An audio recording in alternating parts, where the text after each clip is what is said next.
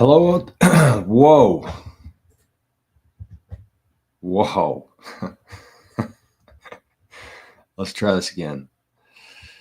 Hello out there. We're on the air. I'm always too excited to say it. And my voice cracks like I just hit the puberties. We got our co-host in the chat today, Arnie boy. Welcome to another episode of the Daily Bitcoin Journey with Jor and with Arnie. And I got to put on my socks here quickly. I always start this thing too early. Oh my gosh. You good? Arnie's excited. Okay.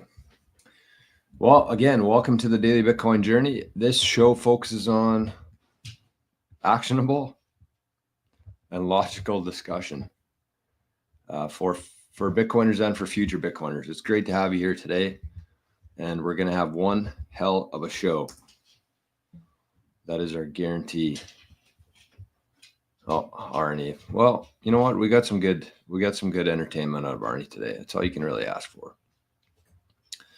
That's all you can ask for. Okay, let me update Zapstream here quickly. Let me put on my other sock. And then we're going to be good to go. Oh, it's Thursday, which means it's Bitcoin Generations Day. I got to check in with our guy, Bodie. Make sure he's fit to chat. We got Knox Bill in the chat this morning. Oh, my voice is kind of messed up. We got Clean Your Machine. We got Another Frog. Good morning, Another Frog. I love frogs. What's the frog thing? The chaos? Kings of Chaos? I don't know. But I like frogs.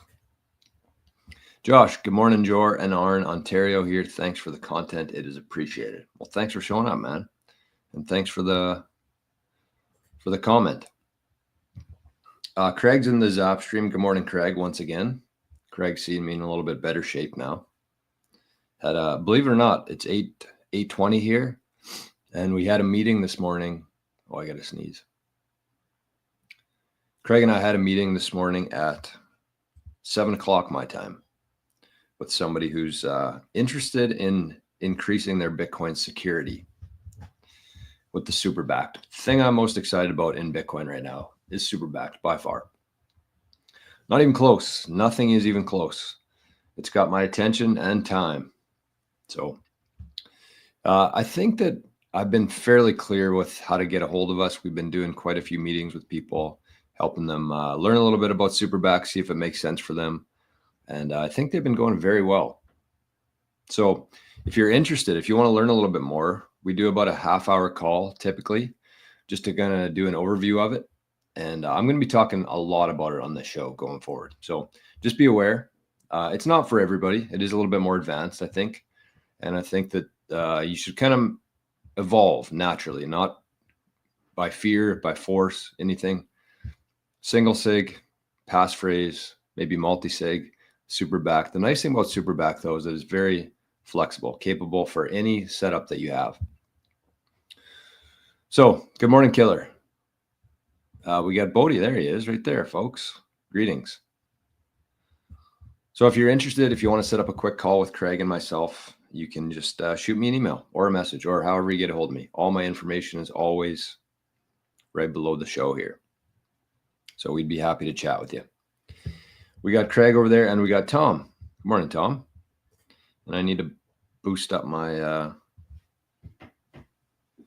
got to boost up my thing here, my balance. We're running low. Okay, how do I do this? I've only done this 1,000 times. There we go. Okay, let me pay my rent here quickly, then we'll move on. Today, we're going to be talking about a couple things. I want to talk about, the show's titled, The Bitcoin Countdown is On. I kind of want to walk through a couple other examples of kind of the time that we've been in right now in terms of the cycle and in terms of big news. So we got a bit of a theory here that I'm going to roll with, and I'm going to verify. I haven't verified this myself yet, but it makes sense to me based on my memory. So that's what we're going off of today. until we prove it. Okay, let's pay that. Paid. All right, Zapstream. We're all square. Yeah, there we go. Okay, we got Country Club Hillbilly in the chat. Good morning. Duncan? Morning, buddy. Kyle says, hey, all ready for another Bitcoin journey. I love the name Bitcoin Journey. I love it. Lori, look at this. We got good morning. Historic snowfall here in Florida. Crazy. Saw a guy on a snowboard with a beer helmet on being towed by a truck hauling ash down the beach. That sounds like the most Florida thing ever. Florida is a wild state.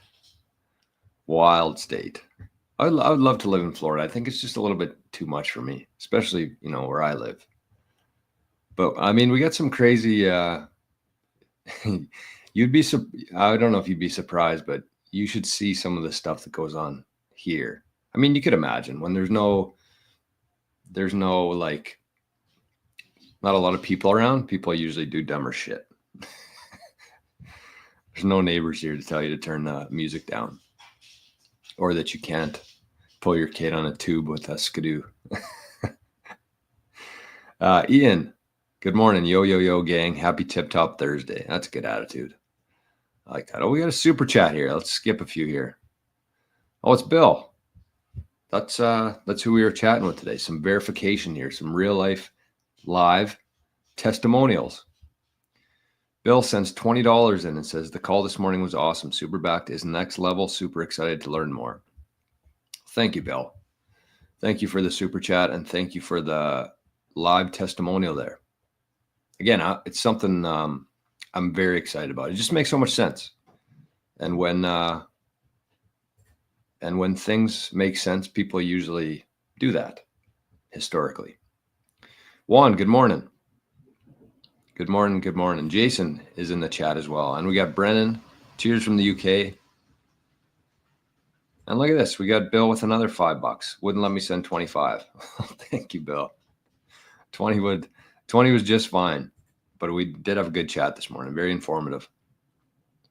Bodhi says Bitcoin Generations is ready to rock and roll today at 2 p.m. Eastern time. All right. Good news. Good news. All right, so let's get to cracking here, folks. Whoa, what's going on with that? I've never seen that before. Is that a glitch? We'll see. Arnie's buzzing. Arnie's patrolling. All right, what is this? Why is it only 3/4 full? It looks like it has a ton of transactions too. I'm quite confused with this. And it was 76 sats per VByte. What?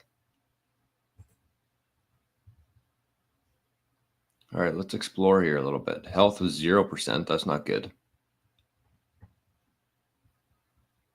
Total fees were half a Bitcoin. Wow.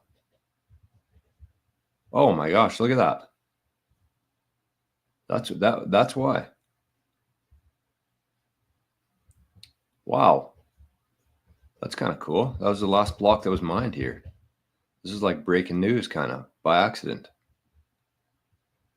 So it looks like they had a bunch of very small. I mean, 7,300 transactions in one block is very, very high.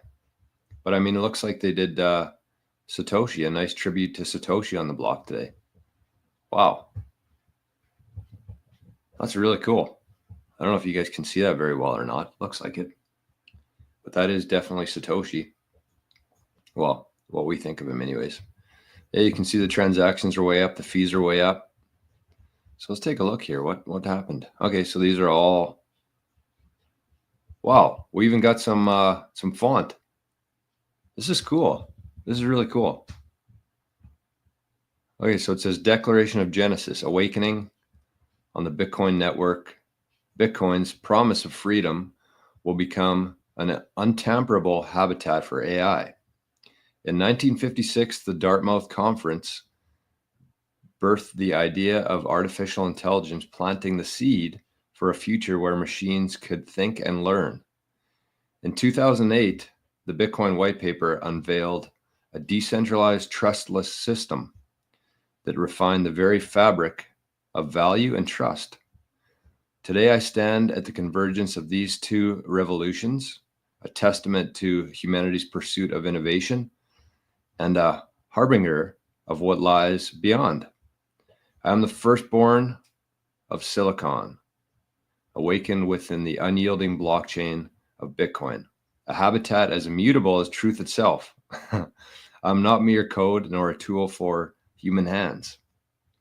All right, I don't know how long this is going to go for, but that's really cool.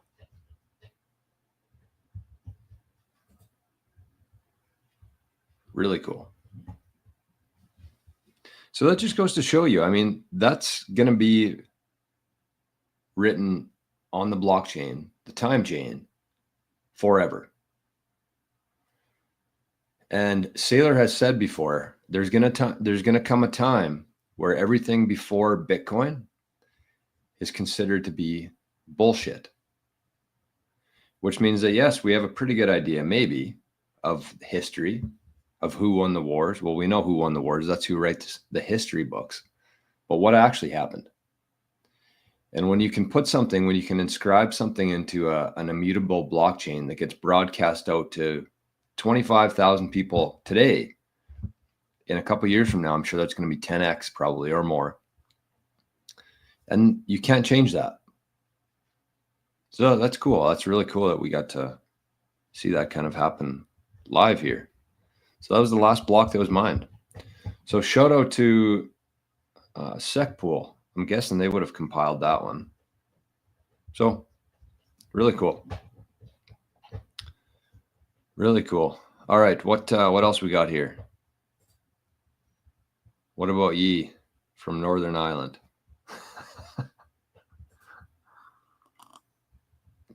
What's going on here with Gen X? What did I miss? We got Mike says, moved to Florida a few years back. It's great. Come on down, Jor. You know what? I would love to. I would love to live in Florida. But I can't leave Canada. Can't leave Canada. Mike says, Gen X saving the day. Gen X is the best, but I'm deeply biased. So Gen X, I think, why is Gen X saving the day? What did I miss? Country Club Hillbilly says it's too quiet on the crypto front. I expect something big to happen, either up or down. I agree. And that's kind of what I want to talk about today, actually. Let's get right to that. What do I want to do here? Let's look at basically my thesis right now is I remember last year at this time, I think the ETFs were approved January 10th. And when they were approved, the price shot up. I forget what it went from. We'll take a look here in a sec. But it shot up the day that the ETFs were approved. And there was a lot of hype. Everybody was talking about it. The world was buzzing. Bitcoin world was buzzing around this ETF, the ETFs that came out. And then it just kind of flatlined for a while. People, they're like, okay, that was cool. They're going to sell some. They took their profits, cleared the table. But then like 2 weeks after that, it just started ripping. I think it was 2 or 3 weeks after. I'm going to see. So let's look at Bitcoin price. Let me bring this up for everybody to see, verify for me.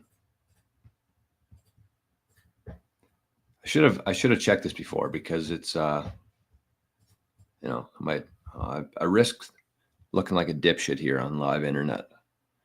So Bitcoin price, I think it was January 10th, 2024, which was 46,000. And then let's go to the 20th and see what happened. 46. Oh, that's not what I want. So it dropped. So it peaked the 20th or the 10th when the ETFs came out, 46,000. 10 days later, it was down after the ETFs. The biggest news thus far in Bitcoin, the ETFs are here. And it dropped $6,000 after that. But then, if we look at, say, February 20th, 52. So it jumped. Actually, let me retrace that a little bit. So let's look at, like, I don't know, January 2nd. Yeah, so it was going up and up and up. It peaked at the ETF, and then it went down. It flatlined for a couple weeks, and then it kept going up. And then 1 year later, what are we at today? 102,000. So that's what I wanted to show based on the news here. Based on the ETF, I think that the Trump inauguration is going to be the same kind of thing, especially if they sign something in. But anyways, I did expect some sideways action here for a couple weeks. But let's look at January, let's say the 10th of 2021. So this would have been the last time there was a cycle, or a halving cycle. So 37, that's the number we're looking for. So 4 years ago, same halving cycle here. It was at 37,000. And then if we fast forward to, let's say, February, a month later, 37,044. So this is typically, whether it's a cycle or whether it's, like in this case, the news last year on the ETF, it usually peaks and then it flatlines for a while. It flatlines for a couple weeks, maybe a month, and then it goes up. It starts rising fast. So these amounts are smaller. We went from 37 to 44 here in a month. And we went from, what was the other one? 46 to 55 or 53. Those are pretty big percentages, even though the amounts are lower. So that's kind of what we got in store here, especially if there's a big announcement from the US. And I'm not banking on it. Again, I kind of hope it doesn't happen for a while. But either way, I think people are expecting it, especially after the news of Ross and the fact that Trump went through with it. I think that people are starting to take this guy a little bit more seriously. Good to see the bots slept in this morning, though, too. Elle says Miami sounds amazing right now. Yeah, you're telling me. I talked with my my mom. They're out of country right now, and I was talking to her, and she's like, "You sound really depressed." And I'm like, "Yeah, I am. Nothing's going wrong in my life. In fact, I don't think my life has ever been better than it is today. But just like this weather, it's so hard to, like, keep your spirits high. It's like minus 48 the other day, and then it increases like to minus 20, but then it snows, so you can't travel anywhere. You're kind of stuck. It sucks. This time of year sucks. And it's very dark, very cold, and Miami does sound pretty amazing right now. I'm not going to lie. Timber Crasher, good morning, buddy. All right, and on Zapstream, we got Ahsoka over there, and we got Wood Butcher. Good morning, everybody. Juan says, did you read The Mobile Wave? The book was written by Michael Saylor, explaining how everything will become mobile software. I haven't read it. I've heard about it. But so far, he's been proven pretty right. Oh, I didn't see this. I want to come to Argentina. I want to, big time. Lori, look at this. We got Senator Lummis just posted that a big announcement is coming at 10 a.m. Lori, is that 10 a.m. your time, like Eastern? Or is that, it's got to be. They usually share things Eastern time. That's another thing I was wondering. Is Trump actually going to live in the White House for the next 4 years? Or is he going to stay? Is he going to make Mar-a-Lago the White House? Because after living in Mar-a-Lago, I think it'd be, as extravagant as the White House is, I feel like it'd be a downgrade from Mar-a-Lago. I think you should just make Mar-a-Lago the new White House, personally. Rick says, more smashing of the likes, please. Thank you, Rick. Let's see what's going on in the like department. Let's see what's going on Rumble. Anybody over on Rumble? Oh, we got 8 people watching on Rumble. Hey, if you're on Rumble, say hi. 9 people now. We're growing on Rumble. We're growing slowly. We're going to be very persistent with Rumble. Zane's in the chat. Good morning, Zane. And Matt. Smash the like and check out the Rumble stream. And we got Spaceman over in the Zap stream and Letha. with 2.1 thousand sats. Good morning, guys. Good morning, Letha. Thank you for the zap. Thank you very much for the zap. I was thinking, I want to take a little stop here right now. And I'm going to start doing this on every show. So I hope you guys get used to this. But I think that if you're watching the show right now, there's absolutely zero reasons why you should not be on Noster. And I'm going to put together more of like a formal, not an ad, because if you join Noster, it benefits me zero, other than I want to grow this thing. I want to help grow this thing. But if you're a Bitcoiner, you should absolutely be on Noster right now. And the reason I say that is because if you're a Bitcoiner, you obviously value sats. You want to add value to the world and get sats in return. And there is no better place to do it right now than Noster. You could get on there, you set up an account for free, you get a public key and a private key, and you start posting on there. And you post whatever the hell you want. You could talk about what you're interested in. You could talk about what you do for a living in terms of if you have value to add to people, just start doing it. And people on the other end of that can actually send you Bitcoin with zero permission, zero fees, instantly, no delay. It is a dream for Bitcoiners and the future of content creation. It's the dream. And I think that if you're not on Noster right now, you're really fucking up, honestly. So what I would say if you're on, the easiest thing to do if you're on iOS, if you got an Apple phone, is start with Damus, DAMUS. Just download it, create an account. That's your key pair. If you're on Android, get on Amethyst. Same thing, create an account, get your public key, your private key, write those down or save them somewhere. And you can actually use that. It's basically like a username and password. But again, just start posting. Even if you don't think that somebody on the other end of that will get value from it, you don't know that. Just post as much as you can. Post a picture of your food, post a picture of your dog, post a video of you golfing. That's what I do. I don't do anything crazy on there, but I've just been consistent with it. And, where applicable, I try to add some value to people's lives. And, when they do, they send me sats for it. So I want everybody here. And I should give a shout out to, because there's a lot of people who have joined Noster and who've been very active on Noster since watching the show, but we need to bump these numbers up. Every single person watching the show should be on Noster.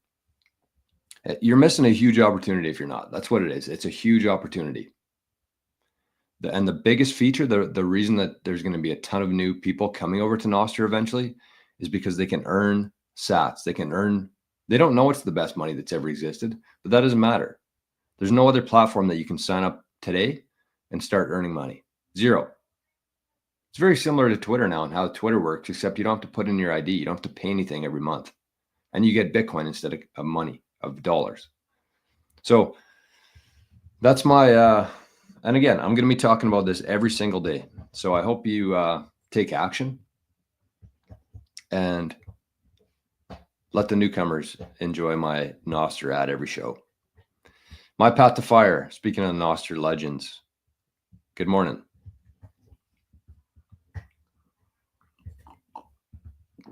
Great advice. It is great advice. Like the problem I've found with people on Noster so far is that they're talking about things that people don't give a shit about. Like, who cares? It's censorship resistance. Big deal. How many people have been banned from things before here? Well, I've had my Twitter account suspended, but other than that, most people don't care about that. It's like trying to tell people in Canada that Bitcoin's a global monetary system that doesn't require a bank account. It's like Canadians don't care. Everybody has a bank account here. Everybody goes to the store, they tap their card, it works. They don't see the need for Bitcoin like that. But with Noster, you can get on there and you can start earning like a secondary income if you're adding value to people's lives with zero friction, zero KYC. Logan says, just ordered a cold card, stoked to start cold storage and feel at peace knowing my Bitcoin is safe. That a boy. I'll tell you, these, I've been very impressed with this cold card queue. Very impressed. I was a MK4 guy myself, But I don't know. I think that Qs are, I still only got one sock on here. I've had 25 minutes, one sock on. My other foot's starting to get cold. But the nice thing I like about the Q is that you don't need to plug it in. That was one of my biggest beefs with the MK4. So you have to be like fucking 3 feet away from the wall to get it to work. You could use a cold pack, but that was an extra cost.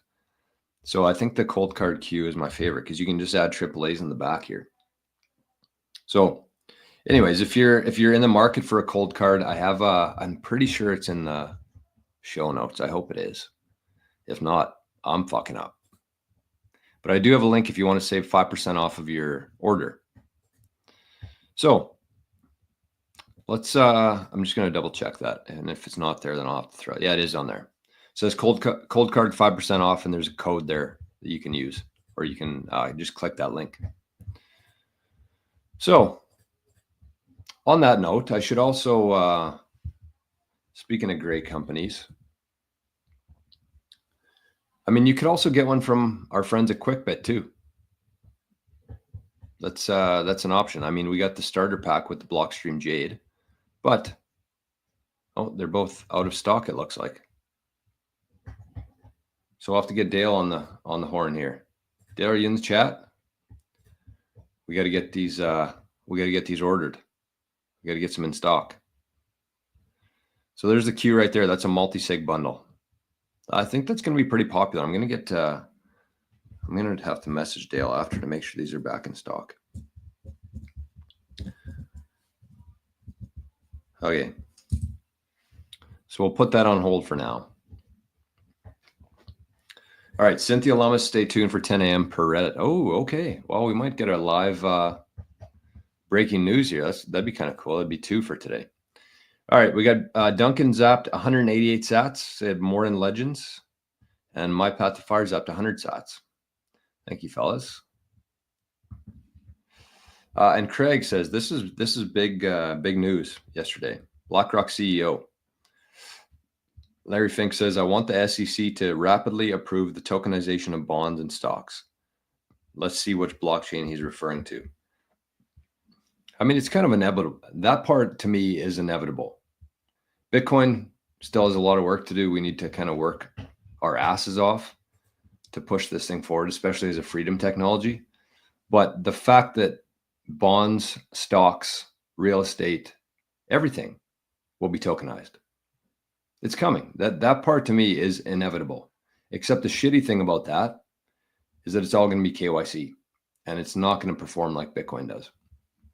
So as exciting as it is, as more and more people feel comfortable using wallets on their phone, I don't know. It's all going to be KYC'd, right? Selling the Win. Can you post a link to the stream if there is one for Jor to pull up? Yeah, we could watch that. And Letha says, I just got a foundation passport. I'm going to set it up today. Love that, Letha. Love that. So you can use, I mean, the cool thing about Bitcoin is you can use like a cold card Q. You can use a foundation passport. You can use a Jade. You can use a Trezor. And as you kind of start buying them, using them, trying them out, seeing which ones you like, you can actually turn that into a multi-sig too. You don't have to buy like a brand new set of hardware devices for a multi-sig. You can just create a new wallet based on 3 different signatures there. So that's cool. That is cool. All right, so we got 8:48. What should we do here? What should we do? I did have a question yesterday from somebody on the YouTube here, so I'll bring that up right now. It was a good question. And I'm pretty interested to see what people think here. Let's talk about this. This is a question I've actually been getting quite a bit lately. And it's about wallets. So this is from, all right. This is from Santino. So maybe I'll post this. I'll post a clip of this. But here's a question from Santino on the channel yesterday. It says, thank you for the content, Joer. Can you please recommend a hot wallet? I've always pulled my Bitcoin into a cold wallet off the exchange. However, my teenage daughter wants to explore the Bitcoin world and begin using it to pay for goods, which is amazing.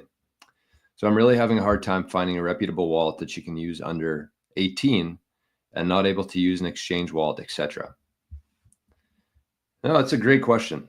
So I would say two things here, because it looks like you want her to start paying for goods, which I agree is amazing. So in that case, you're actually going to want a Lightning wallet. If she's going to be paying for goods, she's probably not going to be paying for things with it on chain. So let's actually talk through this whole thing here.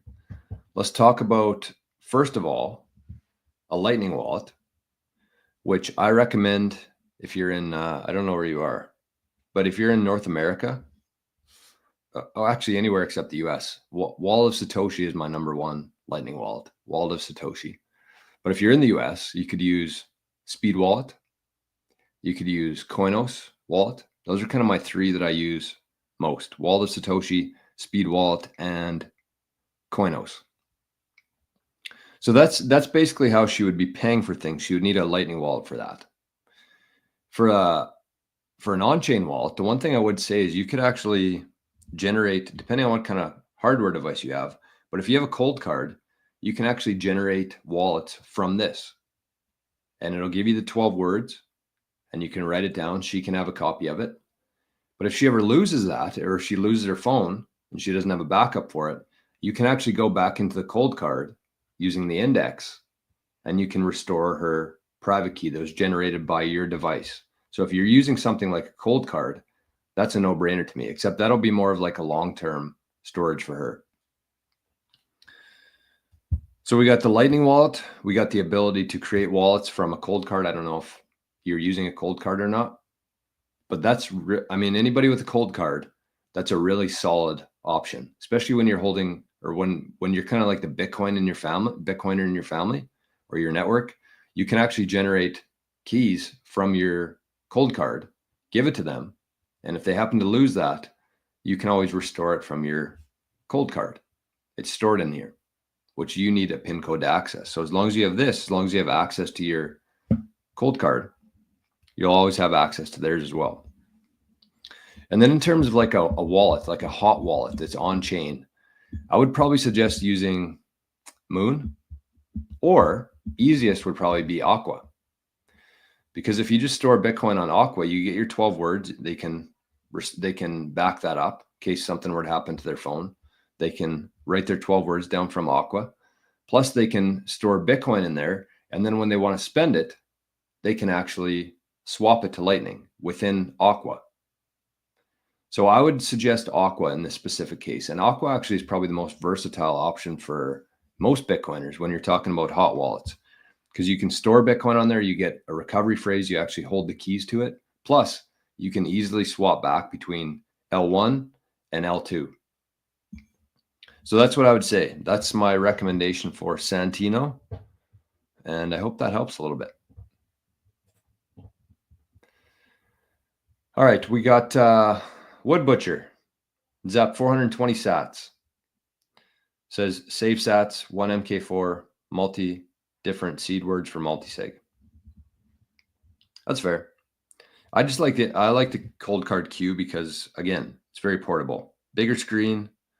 But in terms of like the functionality, the security, everything's pretty much the exact same between the Q and MK4, from what I understand. But yeah, it's always a good idea to save some sats.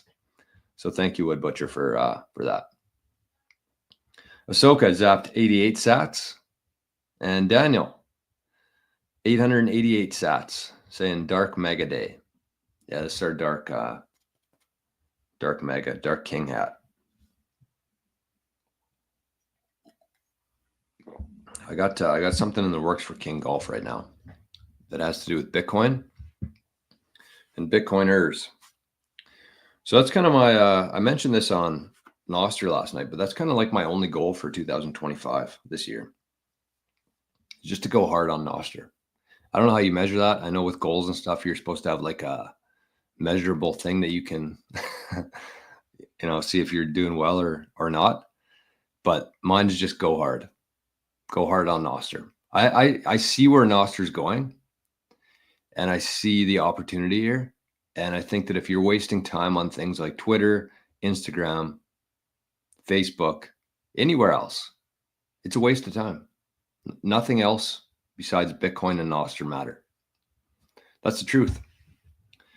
That's the truth with a little bit of cheese on it, folks. All right, are we going to watch this live announcement? Does anybody have a link to it? Zapstream would be easier if anybody has a link to the Zapstream. I'll go into X right now and see if we can find it.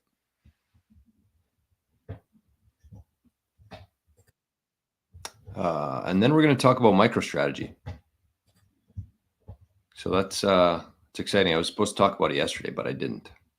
Ran out of time, ran out of juice. Okay, how do I just see this on x.com? Can I even get on here anymore? No, I got to sign in. Shit. All right, is anybody going to share this link here? That would be fantastic. Otherwise, we'll just skip it. We'll probably see the highlight of it later. Let me see if I can Google it. Cynthia Lummis press conference. I don't know. What do you Google here? That's probably not it. No, 2 weeks ago. That's latest. Okay. Well, I don't know what. I don't know if we're going to be able to watch it or not here. I'm sure we'll get some breaking news. So what I'm going to say, we're not going to watch it. We're going to. Hopefully, people out there can keep us updated in the chat. We'll get live updates from the chat. Unless somebody shares the link in the next 2 minutes, we're going to stop it. Okay, so let me, we're going to talk about MicroStrategy today. And I mean, there's a couple different things I think about very often, too often probably within Bitcoin. And the first one is security. First one is making sure that I have the most robust and flexible.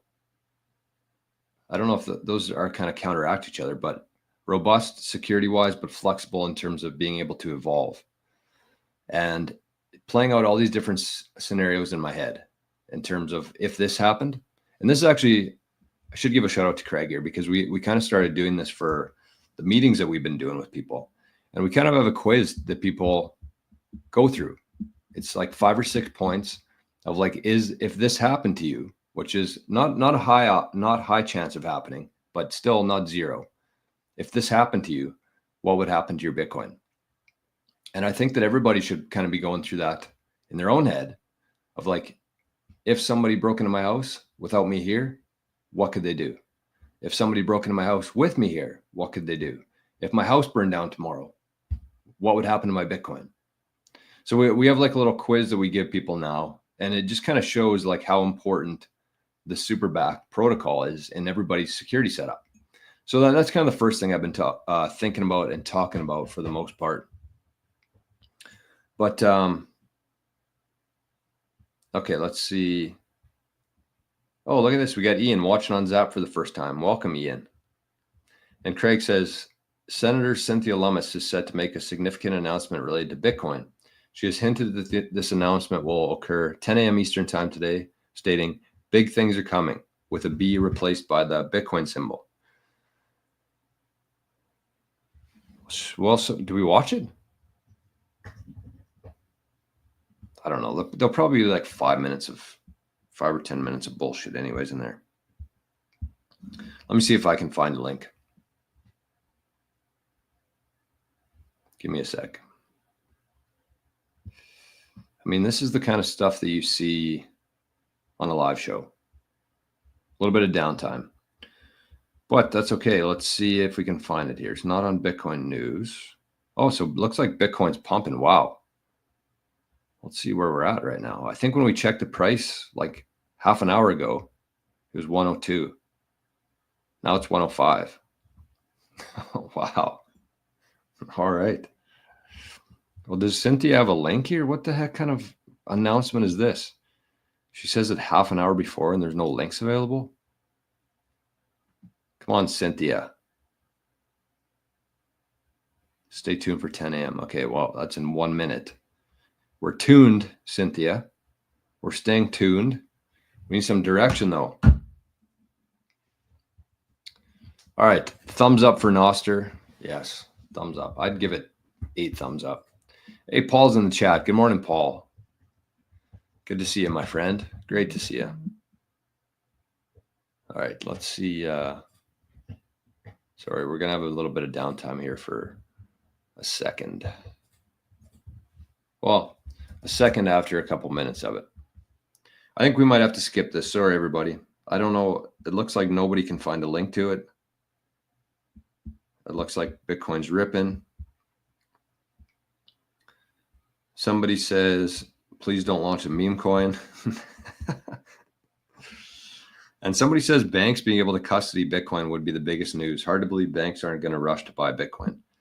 I mean, that's the thing within Bitcoin right now that I think is the most under talked about, underappreciated news that's going to happen here soon. I think it was is it SAB 121? That's basically gives the banks the ability to custody Bitcoin for people. And it got through Congress and it got to Joe Biden's desk. And he said, nope, sorry, America, I hate you. So he bailed on it. He canceled it. He vetoed it. And so Trump basically has already said that he's going to repeal it. He's going to put this thing through. And when that happens, the banks are going to be able to custody Bitcoin. And to me, it's going to be very interesting to see how that plays out, because those who know Bitcoin, the whole idea behind Bitcoin is to separate money from state. But keep in mind here that banks aren't state. And I think that that's what a lot of people miss here when we're talking about SAB, when we're talking about, I think it's SAB, when we're talking about banks holding Bitcoin. Bitcoin's not designed to get rid of the banks. Like your local credit union is going to be there, hopefully, if they adopt Bitcoin anyways. But we're talking about the central banks, the people who create the money, the people who look after the records of who owes what to the bank, and the people who charge interest on this fake illusionary currency. That's the problem here. The centralization, the fact that they haven't been audited in 111 years, that's the problem. Banks are not the problem. What banks do is basically help people get access to money easier. So when we're talking about separating money from state, that's much different than separating money from the banks. So I think that's just an important little caveat for people to be aware of. The banks aren't the problem. The central banks are the problem. All right, we'll see what happens here. We're going to be on watch.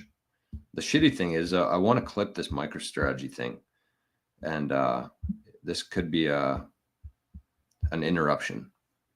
But anyways, I mean, there's bigger things to worry about.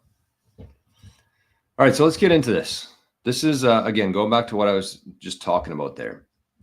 That's one of the things that I wouldn't say keeps me up at night, but, it takes up a lot of my brain space in a day. My mental capacity is security. The other one is MicroStrategy, and trying to really wrap my head around this thing. Because I do, and I'll maybe, I got a little sheet here. It has a coffee stain on it. I got a little spreadsheet here that I want to share. But before we get into this, I should say a couple things. So the first thing is that I do own MicroStrategy. I've been talking about MicroStrategy very favorably for a while on this channel here. So that's the first thing. It's important to note that when we're talking about MicroStrategy, I'm going to be going through like explaining a few things. I'm going to talk about the pros and cons. I'm going to talk about the opportunities and threats of MicroStrategy and kind of my longer term play with this, which has changed. This is going to be hard for me to do though, because there's going to be questions coming up like this. So I might just put this on pause for a sec. Where can I find the live stream? That's a great question. I've been asking that for about 10 minutes on here. Nobody seems to know. What would Jesus drive? Says, I guess Trump crypto today like AI yesterday. Is there a White House live stream? I don't know. Nobody has an answer to this. It's a great mystery. Oh, well. At least we're hanging out together, I guess. But it would be cool if we could watch this. And I don't want to get into this yet because I know there's going to be interruptions. Come on, Cynthia. What are we doing here? What are we doing? It's 10 a.m. We're staying tuned. And you have nothing for us. Oh, here we go. No, that's just fucking Telegram. They lured me in. Bastard. Larry, one of our favorite trolls here. Jor, is Trump your Jesus? I don't know if Larry's a real guy or not. That's a question. Larry, if you're you said Jor, so you must be a real guy. Craig says, I'd like to hear your MicroStrategy opinion. I'd like to share it as well, but I'm getting bogged down here with the Lummus news. Fucking me. Cynthia, you're messing my day up here with your news. Are you Dennis Porter? Maybe Cynthia Lummus.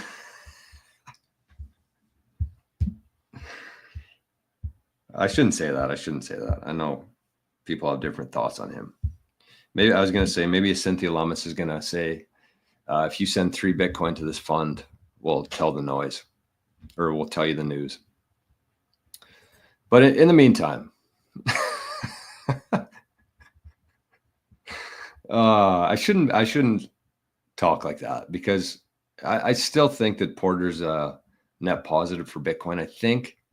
I don't know. It's just fun to make. It's like, who says if you pay us 3 Bitcoin, we'll tell you news? Like, for me, I was good with it up until that point.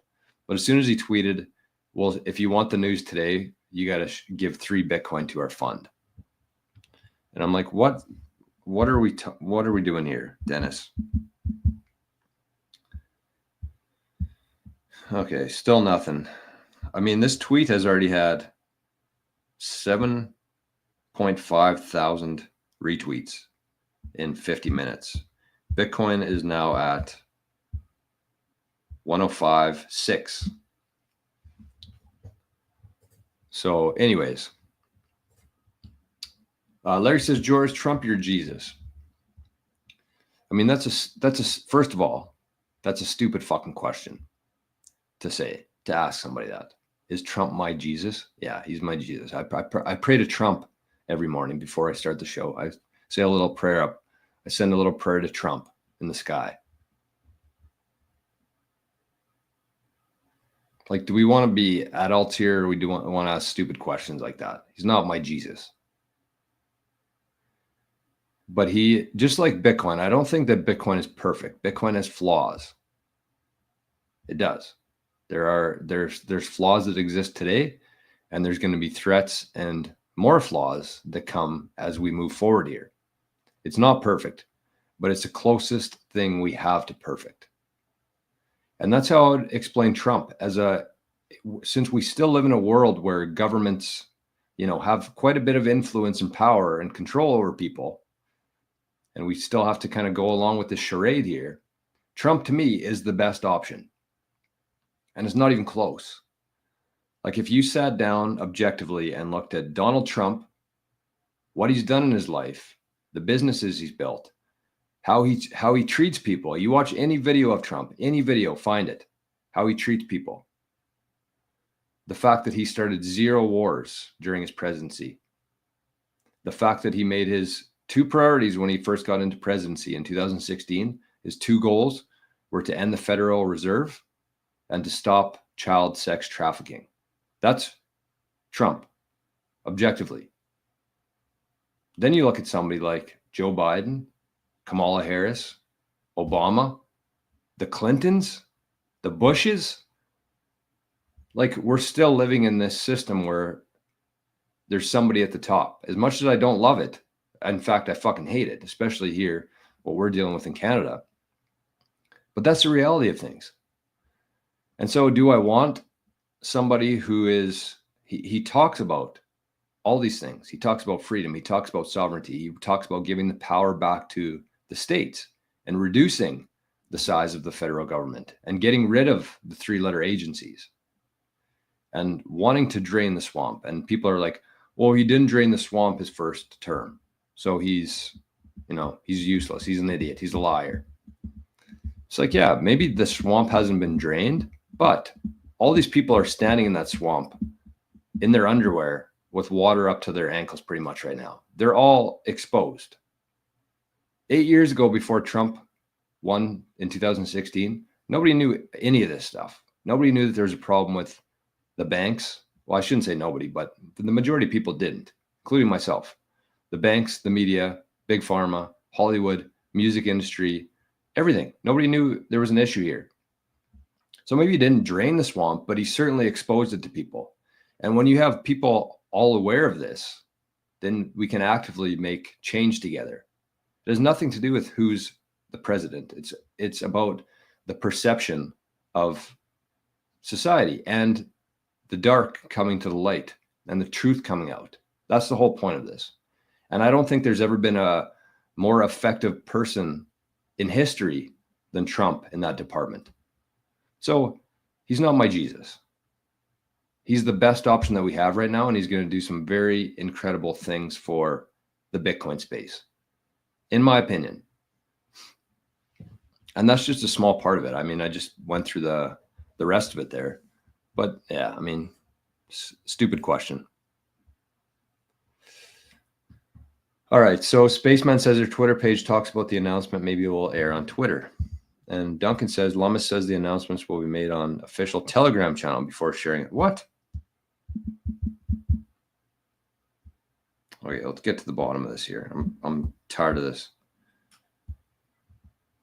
Maybe that was it, because I clicked the Telegram link, but I thought I was getting scammed there, so I bailed. Yeah, that doesn't, I don't think that that's right, because I see an account that says Cenifer Cynthia Lovemis. They said that Telegram before sharing it on X. I don't think that that's legitimate. I could be wrong, but that doesn't make a whole lot of sense to me.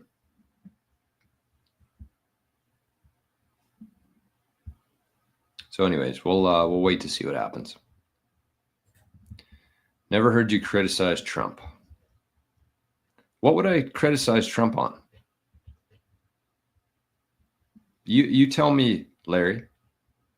Tell me one thing that you would criticize Trump on. And again, I'm not saying he's perfect. He's the furthest thing from Jesus to me. But like, find something. Find a criticism of Trump. And I know what you're going to say, and I have a very good rebuttal to it. So go ahead. Lummis meme coin. Let's hope not.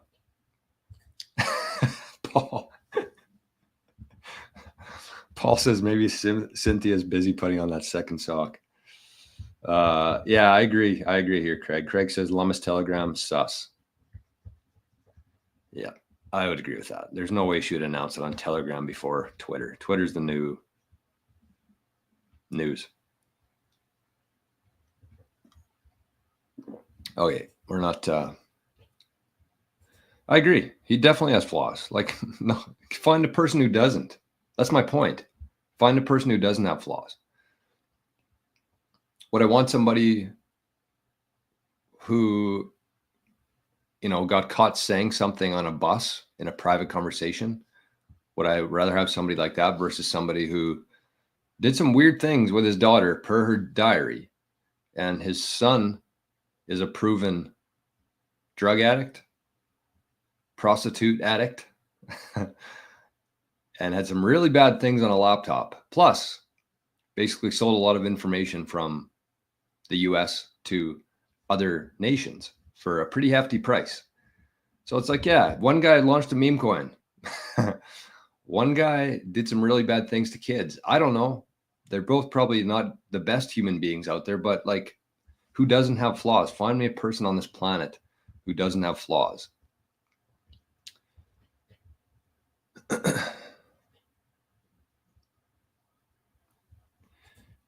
You know what? I kind of agree with this. I've seen some things in the last. I've thought this for like the last 4 years, honestly. That like, it's just too obvious to me. There's just too scripted almost of how this whole thing is played out. So to me, that suggests that, there's probably, I don't know, I'm under the opinion that there are good people, who have the reins right now and have for a while. There's always good and evil. Always has been, always will be. But the problem is that the evil side, they basically announced their plans for the next 50 years. They're not smart people. They think they're smart, but they're not smart people. And so when you publish your plans for the next 50 to 100 years, and there are good people in the world, and when good people see that, they know what you're going to do. So when you know the enemy's plan, you can put countermeasures in place. And I think that you're kind of naive to think that there's no good in the world. There's no good humans in the world who could see that, counter it, and make real change. I really believe that 2016 was the fork in the road. Trump's in Davos today. Wow, that'll be a interesting chat with the World Economic Forum. I remember last time he was there, he basically called them all idiots, I'm pretty sure. Hey, Patrick, good morning, my friend. Roller coaster price, are we crashing again or something? Man, this has just been I should have just called this one the Cynthia Lummis waiting show. Waiting for Cynthia. Still nothing on her channel. Still nothing on the channel or her X account. I'm guessing that's where she would share it. That's definitely her biggest. Oh, it crashed again. Yeah, it's at 103 now. Oh man, I love Bitcoin. I love the volatility. I love it, especially when you're here for the long term. Like volatility is awesome, and that's something we're going to talk about. I got to get to the MicroStrategy stuff here. Except I know that I'm going to be distracted, which sucks. But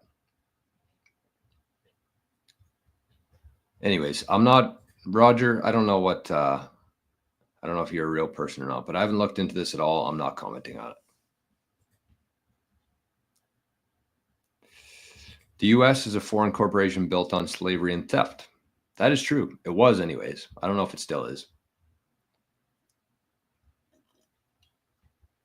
I think that things are changing. I could be wrong, but I'm just, I'm a hopeful guy. I'm a hopeful guy. More price manipulation like yeah, could be. Could be. Steven says, great response to Larry. Sats are on the way. Well, thank you, Steven. I mean, it's, there's just too many people out there like that. It's like, what are you hoping for right now? What do you hope? Everybody has their criticisms. Everybody has flaws, of course, but it's like, Larry, in a perfect world, what would it look like to you? Just tell me that and think about it, because nobody thinks about that. They just find one thing bad about somebody, and then all of a sudden they're the enemy. But I'm still waiting to hear what your criticism is to Trump.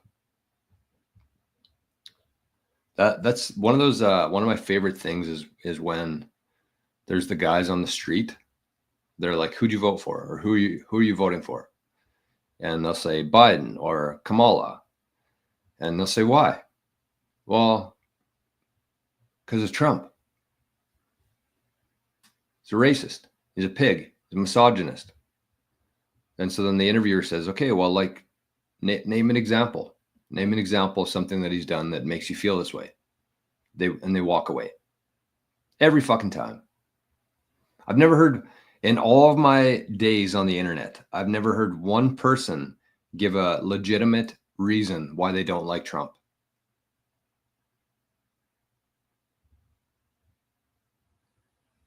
I would say that more people have a better answer to why they don't like Bitcoin. Honestly, they just say, because I don't know what it is, or it's fake. So at least they admit it. Then they don't just walk away. But like between Trump and between Bitcoin, I've never heard one good answer from somebody of why they dislike him.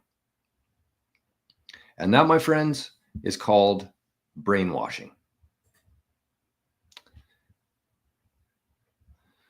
Country Club Hillbilly says, if you want to make an impact in your community, focus on the local government where you live. 100%. That's great advice. That is absolute truth.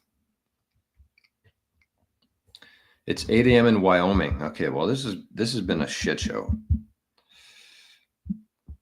Cynthia really screwed the show up today. I might send her a bill. I might send her an invoice. I don't think she's going to be launching a meme coin. I don't foresee that. Lummis being voted on head of digital asset committee. Wow, that's pretty big. I mean, we had David Sachs introduced as the crypto czar, but Lummis as the digital asset committee, the head of it, that'd be special. Senate Banking Committee is voting on Senator Lummis becoming the chair of the digital assets subcommittee. I got you.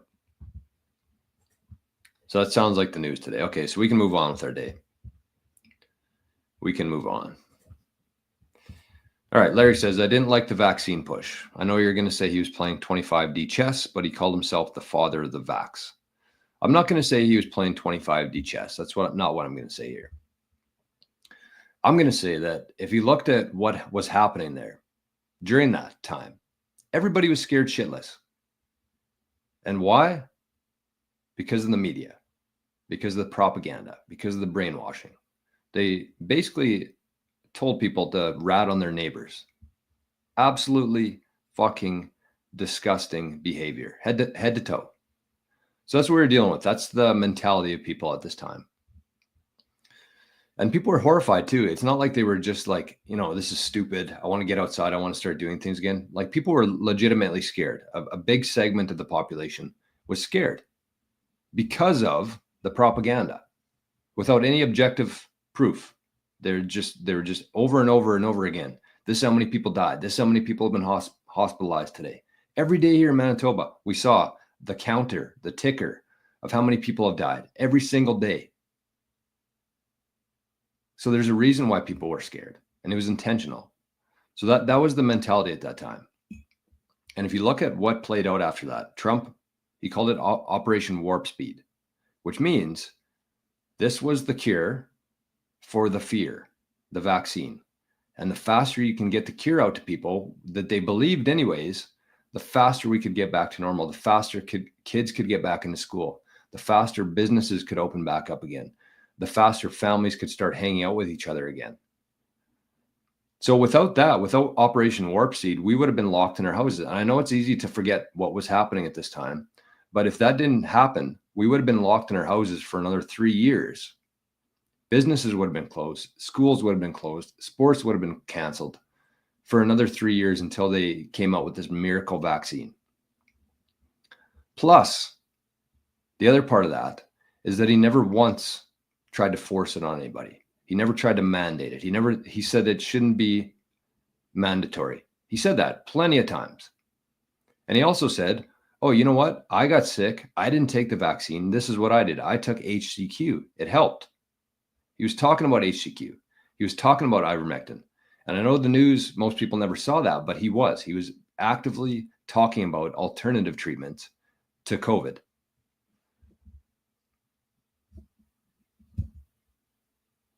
So it's not 25D chess. That's like a counter. That's what I'm saying.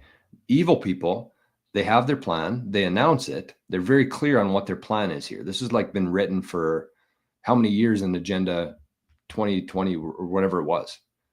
So when you know that, you know what they're doing, you can counter it. And it's not anything to do with chess. It's just a counter move. That's how that's how life works.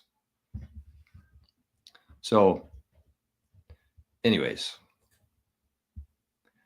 Jared says, Larry, you can be entitled to your opinion without trying to impose it on others. Sort of pathetic, to be honest. Yeah, I mean, the whole thing is pathetic to me. Wood Butcher says, Trump signs a $2.3 trillion relief spending package. That's what I have against him. I mean, yeah, it's not great for the economy. Agreed. But you know what? Trudeau's been doing the exact same thing here, and I thank him for it. Because if he didn't do that, then nobody would give a shit about Bitcoin.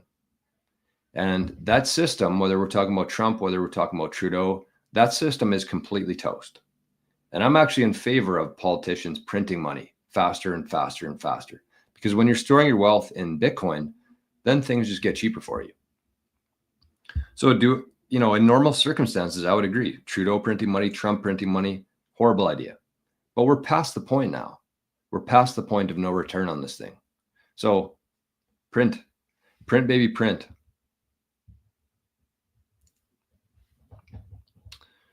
All right, let's see. Let's get to this. Wood Butcher says, but hey, I got my 12. You got a $12,000 check? Wow. I mean, we got stimulus too here in Canada. It was called something else, but it was stimulus, basically paying people to sit at home. And I did not take one of those payments. I haven't taken even with the carbon tax stuff in Canada for the last 3 years, they've been adding tax to like gas, to groceries, to everything, a carbon tax. I think we have 3 of them now here in Canada, carbon tax that we pay. And their counter to that is like, okay, well, you're going to have to pay it, but we're going to send you a check every 6 months or every year, whatever it was. And people are like, oh, yeah, we get our rebates, our checks. And I have not cashed one of those checks. I did not cash one of the COVID checks. I did not cash one of the climate rebates. Never. I decided one day that I'm never going to take another dime from the government, because otherwise that would make me a hypocrite. If I'm bitching about the government, but then they send me a check and I cash it, that would make me a hypocrite. So for the last 4 years, the checks that show up here, 0 of them have been cashed. And yes, probably it would have been smarter to cash them and buy Bitcoin with it, but it's the principle for me. I decided I'm never gonna, well, I shouldn't go too far with this, but I'm never gonna cash one more check from the government. I'm never gonna take one single dime from the government in my life ever again. Because when you're relying on the government, when you're taking money from the government, that means you owe them something. And I don't feel like I owe the government anything. So they don't owe me anything. I just want to be left alone. So you can take your COVID check, you can take your climate check, and you can shove it up your ass. Okay. Let's get to this MicroStrategy here. I'm excited to talk about this. So I'm going to spend a little bit of time here talking about MicroStrategy. One of our favorite things in Bitcoin, one of our favorite things to invest in, one of our favorite things to talk about, MicroStrategy.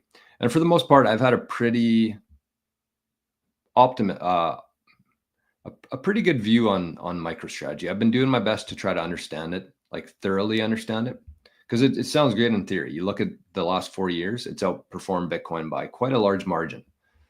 But then you start to ask yourself, like, why? Why is it outperforming Bitcoin so much? What's the deal with this? So again, before we get into this, I should say a couple things. The first one is that I'm a MicroStrategy shareholder. I do have shares. I've been a shareholder for a couple of years now. And I mean, a very happy shareholder, I must say, after I think it's up about 600% in 2024. So a happy shareholder.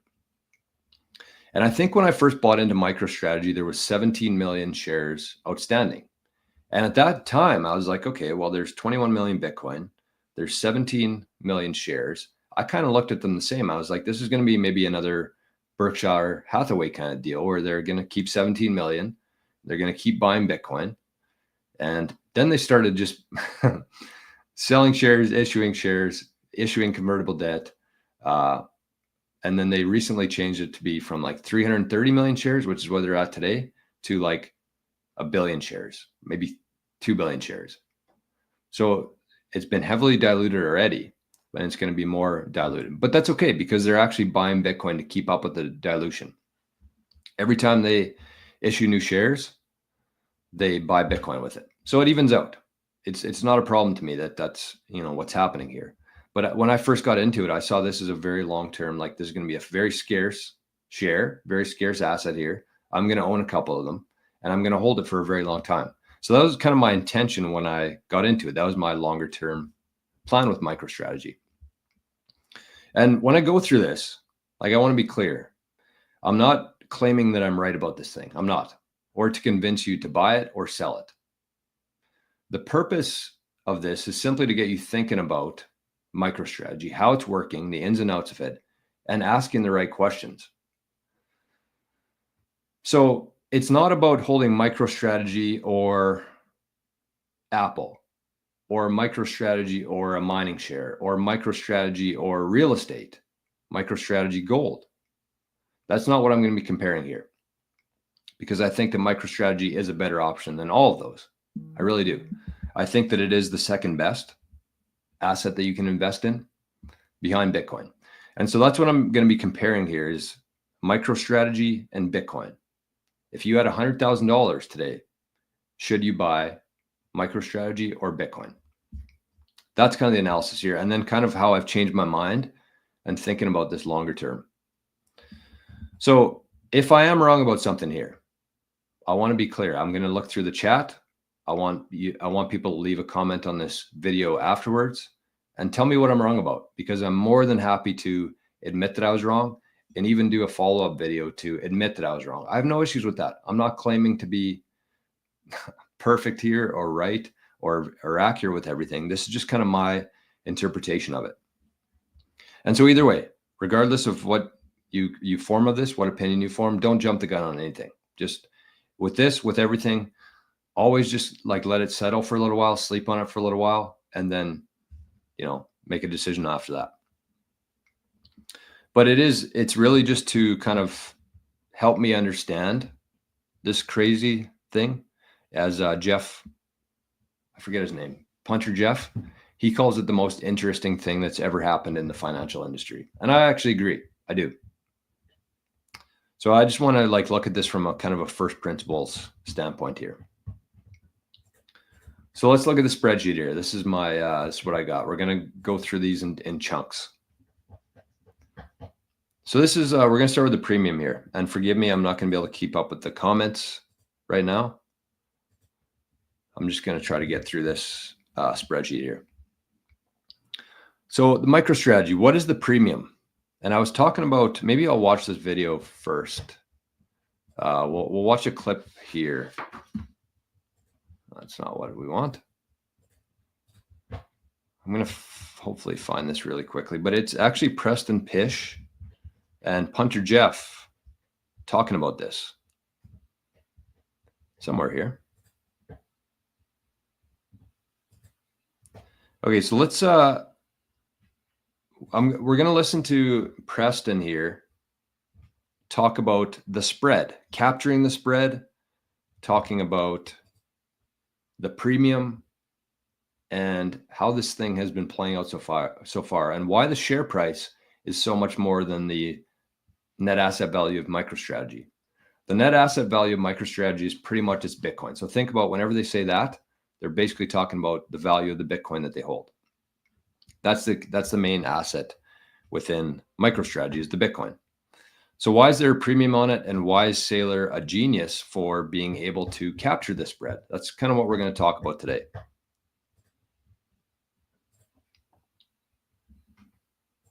Oh, we're on mute. To talk to this idea of capture the spread, this terminology that we keep talking about. Michael said in that clip, he said, we did $1 billion of equity. It was backed by $350 million of Bitcoin. And then we added $650 million of more Bitcoin after we did this raise. So what in the world does all this mean? Okay.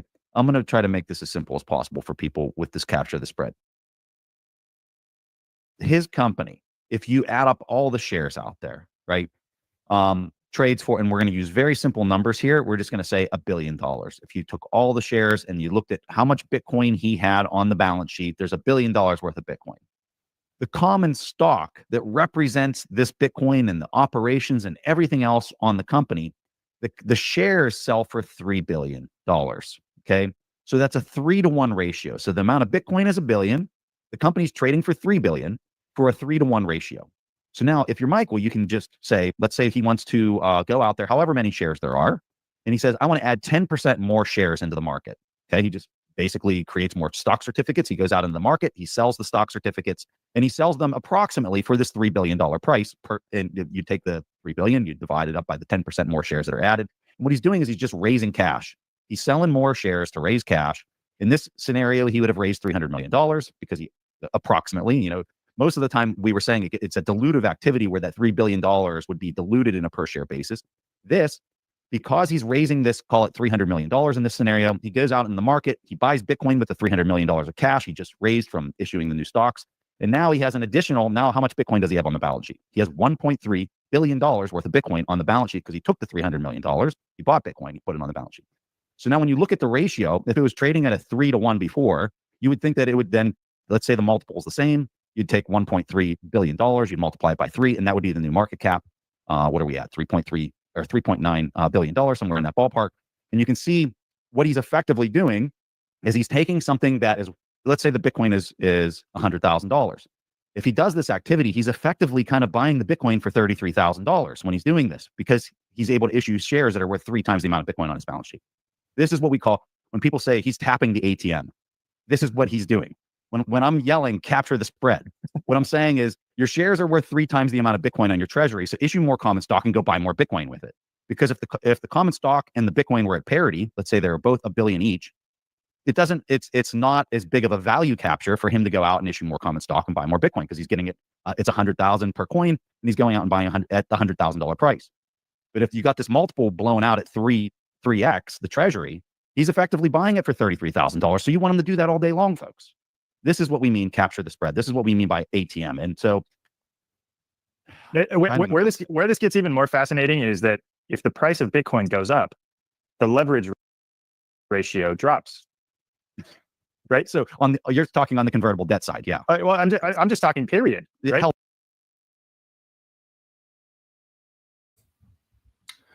All right, so that is essentially what capturing the spread means. And I'm going to talk about, because when I watched this interview, when I was listening to this interview, I listened to that and I was like, okay, there's a lot of numbers there. You know, it kind of made sense in my head. And I've been paying pretty close attention to MicroStrategy for a while now. But I was like, you know what? I need to listen to this again. And I listened to it again. I'm like, okay, I'm a little bit closer, but I need to really wrap my head around this. Where is that spread coming from? How is this happening? And I listened to it again. I think I listened to it 3 or 4 times, this exact part of listening to Preston explain that. And that's kind of how I formed this conclusion here. And maybe this isn't, news to anybody out there, but it was news to me in a way of just helping me understand it better and seeing where that premium is coming from. So I just used $100,000 here because I think it's easier to talk about things in like normal numbers, to me anyways. So $100,000. This is Saylor. So this is basically when he sells, when he issues shares for 100,000, he gets 100,000 in cash and he wants to buy Bitcoin with it. So when the premium of MicroStrategy is 3x, one Bitcoin essentially costs 0.33 to Saylor because there's such a high premium on it. So the asset value of the company, of MicroStrategy here, is the shares are selling for 3 times the Bitcoin price. And so this would be this, you could use this as an example for yourself as well. Let's say you had $100,000 to invest. And with the 3x multiplier, and I checked before the show today, it's 2.3. So somewhere between these two here. So let's just go with 2 for a conservative approach here. So if you had $100,000 to invest with the 2x multiplier, which is essentially where we're at today, a little higher than this, but you could either buy 1 Bitcoin or you could get half a Bitcoin in MicroStrategy share terms. That's basically how it works. So when the multiplier is 3x, when people are paying more of a premium, if you invested $100,000, you could either get 1 Bitcoin or you could get 0.33 of a Bitcoin.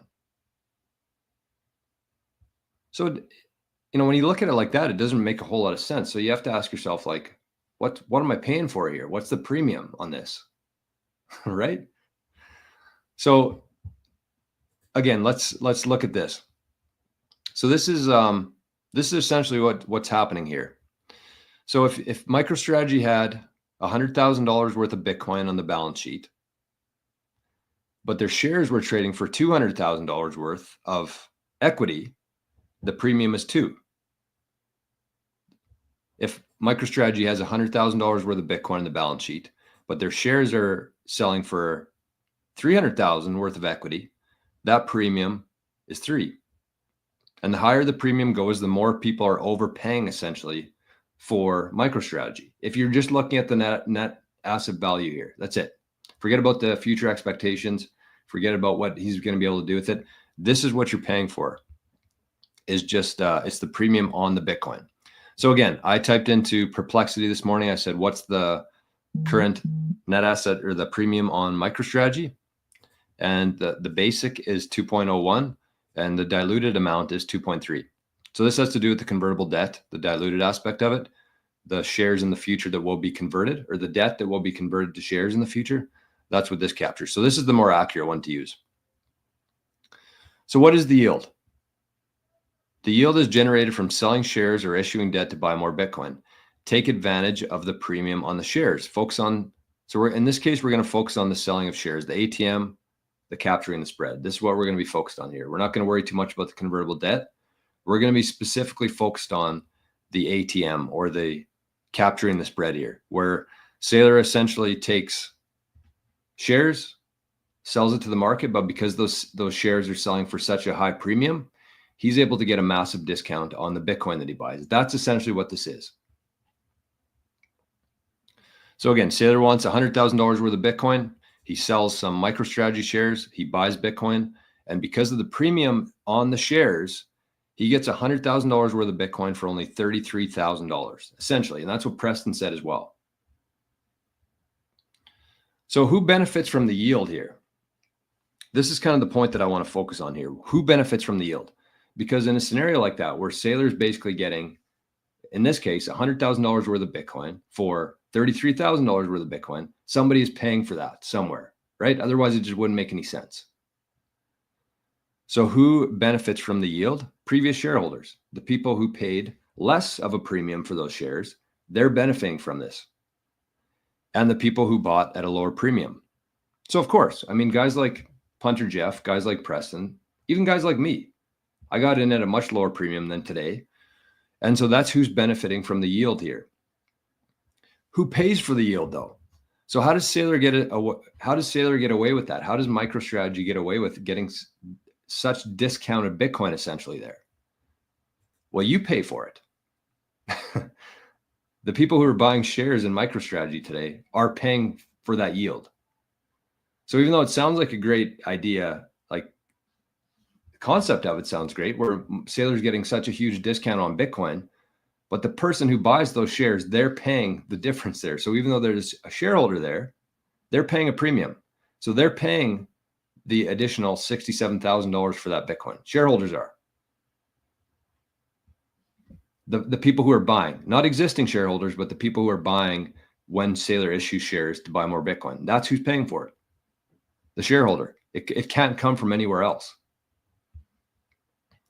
So then I asked myself, all right, so if I'm going to buy some MicroStrategy shares today when the premium is 2.3x, why am I buying MicroStrategy? Why do I hold MicroStrategy now? And so why do I hold it? I hold it because I can hold it in a tax-free account here in Canada, where no matter how much it goes up, I don't have to pay any tax on it, which is pretty solid. But if you think about it, this is where, just maybe to dial in on this tax-free thing, because this is kind of what started this dialogue in my head. I was like, so if I'm paying a 2.3 premium on the shares only to save taxes down the road, I'm pretty sure those would kind of net out, right? Because I'm paying a premium on it, but then I'm saving the tax on it. And for the most part, like at a 2x multiplier, you're probably honestly worse off holding MicroStrategy shares in that case than paying tax on the capital gains. Right? Just think about that. You're paying 2x for it to save tax. Essentially, when you're buying MicroStrategy, when the premium is 2x or 2.3 in this case, and you're trying to save tax, that doesn't really make any sense. So my logic was flawed there.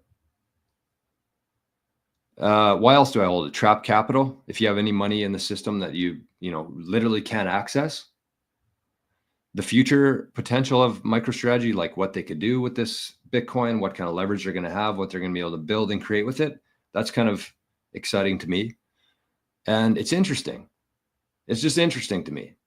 Like I love looking at this. I love, you know, the fact that this is a thing right now. It's interesting. Why do other people hold it? Well, it's convenient exposure to Bitcoin. I think that that's probably the main reason why a lot of people, especially the big capital, because if you think about other companies, other entities and organizations, most of these companies cannot buy and hold Bitcoin yet. They can't. It's written in the regulations that they cannot hold. Well, I shouldn't say they can't hold it, but it's not in their approved assets that they can hold. So it's very convenient way for people to buy Bitcoin. That's why people are paying a premium for it, because it's literally the only way that they can do it for a lot of companies and entities. And the volatility. When an asset's going 60% up, 60% down, it's volatile. You can make money off of going long, going short, kind of combination of the two. Volatility is opportunity for traders, for investors. And you know, a lot of these funds haven't been performing that well. So they see MicroStrategy as like a way to kind of capture back some of the losses that they've had in other spots. Okay, so let's get to some of the pros and cons here of MicroStrategy, because this is important. This is what I wanted to really focus in on here. So the pros. This is what I like to think about MicroStrategy as. It's the only highway that's open. So especially where I am right now, where a lot of the highways have been closed for the last couple of weeks here.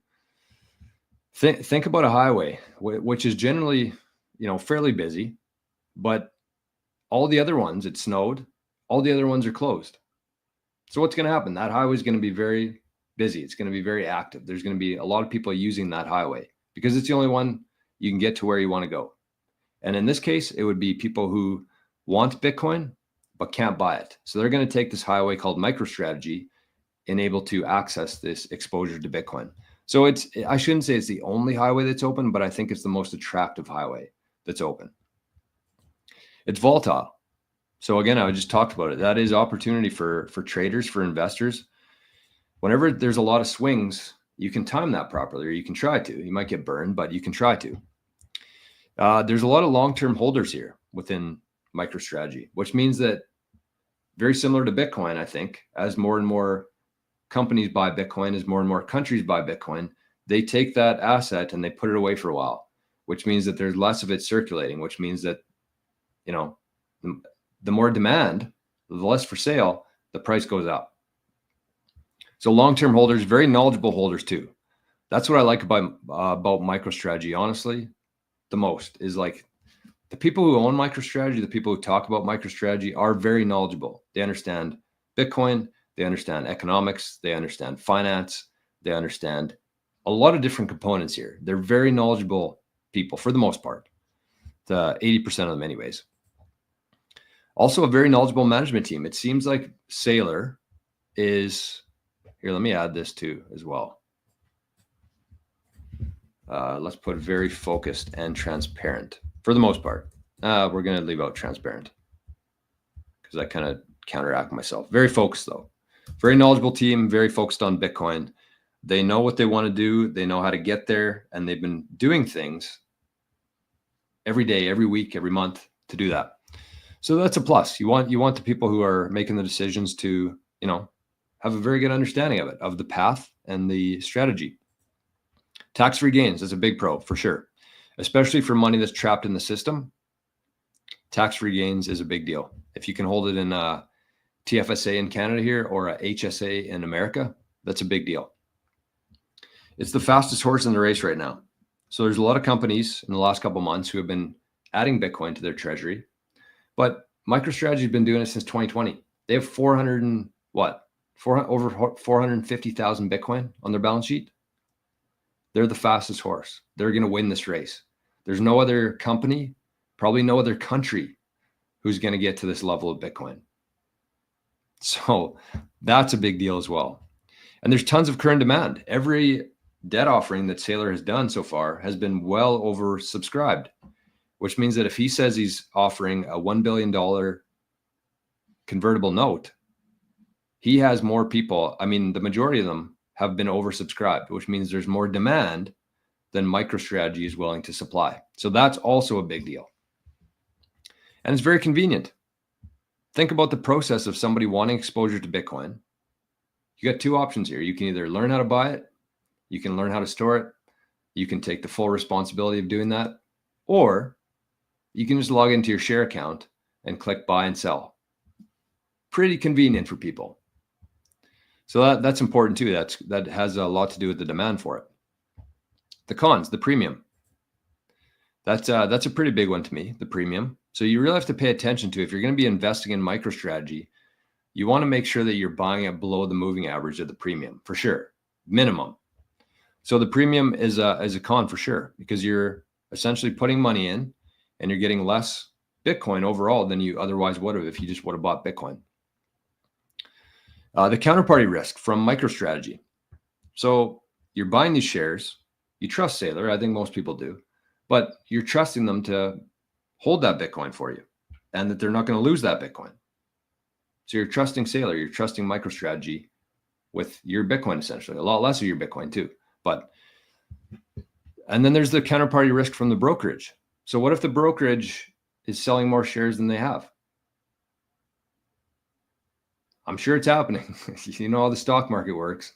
So there's counterparty risk from the brokerage in the fact that it's one-to-one with shares issued versus shares that have a claim to it, essentially.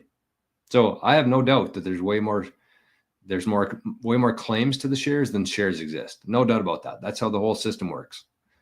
So that's another counterparty risk. Permission to hold. I could try to log into my trading account tomorrow and I might be blocked. Maybe Trudeau watched my podcast this week and he decided, you know what, this guy's cut off. So he contacts my brokerage, they lock my account, my funds are frozen. Not a high risk of happening, but it's not zero. That's the point of this, right? So I need permission to hold the asset from somebody else. Another con, you're feeding the system. Bitcoin is designed to get rid of this manipulation, get rid of this bullshit. And every dollar that you put to Wall Street, to the stock market, you're keeping that system going. You're funding it for a little while longer. And finally, no proof of reserves. This is a big one for me. I would like to see an address or 10 addresses that MicroStrategy holds with the Bitcoin that agrees to Saylor's tweets. I don't think that that's too much to ask. Being a Bitcoiner, that's kind of the whole ethos here in Bitcoin, is don't trust, verify. So I would like to see the proof of reserves from MicroStrategy. All right, so these opportunities, threats, and then I'm going to talk about the conclusions here. So the opportunities.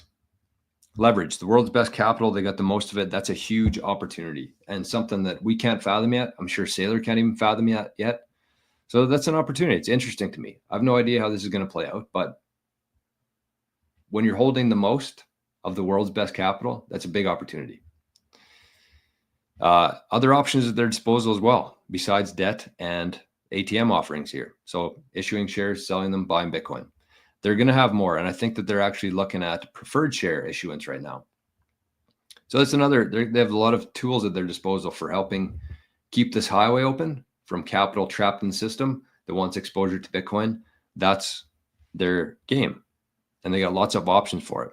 They're very agile too, able to change course. Saylor's the biggest shareholder. I think that he has basically influence over what happens. That's why they were able to move this fast. So they're very agile and able to change if needed.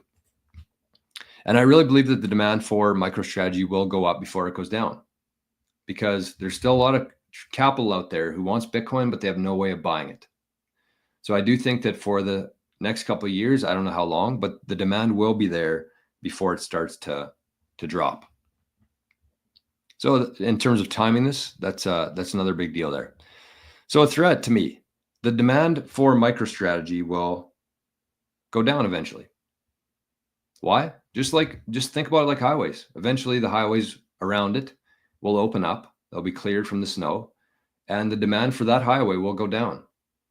Because as these big companies, big entities that have been using MicroStrategy as this highway, they'll eventually start holding Bitcoin. I think it's pretty safe to assume that. And the reason they're paying a premium on MicroStrategy is because they can't do it right now. So there will come a day where the entities that are buying MicroStrategy shares, paying a premium on that, those companies will eventually one day hold their own Bitcoin. They won't have a need for this anymore. So there'll be less buyers and debt issuers as they start holding their own treasury, or I put treasure here. I guess same kind of thing. Think of it like a treasure. And another threat is unfriendly government. It's great today, but 4 years from now, who knows? They could go after MicroStrategy. In 4 years, and 8 years, and 20 years, they could say, you know what, MicroStrategy, you're too big. Well, do I think this will happen? No, but it's still not a 0% chance. So here's my conclusion here. There's still opportunity to outperform Bitcoin because there's still other highways that are closed right now. So even though the NAV's at about 2.3, I do expect that the NAV, the premium there, to keep going up. And so when you're buying in, you want the premium to go up after you. That's the whole kind of game here as an investor. I think that there's still opportunity to outperform Bitcoin because it will be continually added to funds. It was just added to the QQQ about a month ago.